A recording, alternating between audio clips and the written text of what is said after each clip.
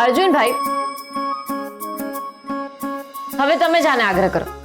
મારું તો કઈ સાંભળતી નથી, તમારું જ સાંભળશે. જુઓ લિટલ ભાભી છે ને ટોણા મારા જ કરશે. એના કરતા એક રોટલી ખાઈ લો ને. ના ના રહેવા દો ને. અરે ના ના ખાઈ લો પ્લીઝ. ના ના પ્લીઝ, મારે નથી જોતી. આવી જીત શું કરવા કરો છો? ખાઈ લો ને યાર. ઠીક છે. લો. આહાહા, જોયું જોયું તમે વી માસી? હવે ખાલી અર્જુનભાઈનો જ સાંભળે છે. અર્જુનભાઈનો કેવું તરત સાંભળીને રોટલી પણ લઈ લીધી.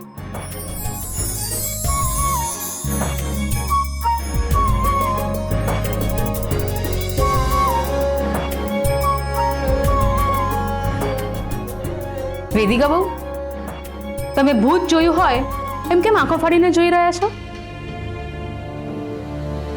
મીનાક્ષી પણ આ જ રીતે અર્જુનભાઈની બાજુમાં બેસતી હતી ને.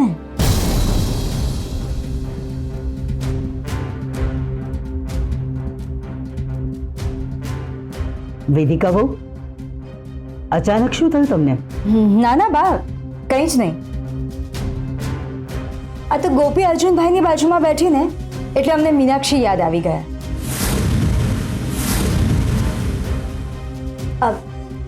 તમે લોકો ચાલુ જ રાખો.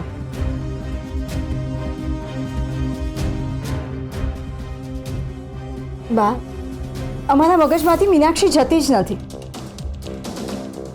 તો આ મીનાક્ષી મર્ડર કેસ વિશે જ્યારથી ખબર પડી છે ને ત્યારથી ગળેથી કોળિયો નથી ઉતરતો. જીએ તિરાણી, મીનાક્ષીના મર્ડર કેસ વિશે કંઈ આગળ અપડેટ આવી કે નહીં? અર્જુનભાઈ, મહેશ્વરી મેડમે તમને આજે પૂછપરછ માટે ના બોલાવ્યા? કેમ?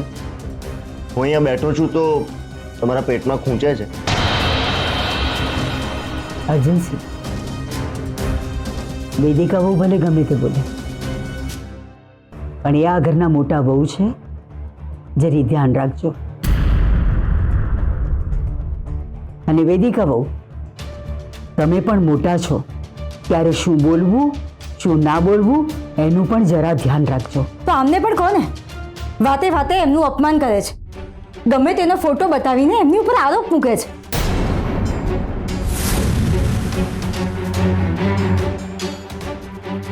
આરોપ સિદ્ધ કરવા માટે તમને કંઈ મળ્યું?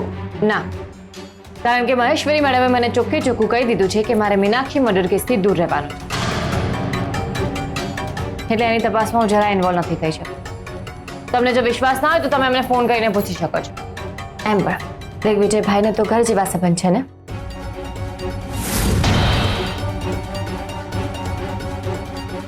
કેસર મીનાક્ષી મર્ડર કેસમાં તપાસ નથી કરી રહ્યા તો શું અમે એમને જે ફોન કર્યો હતો એ વાત એમના સિનિયરને કહેશે કે નહીં?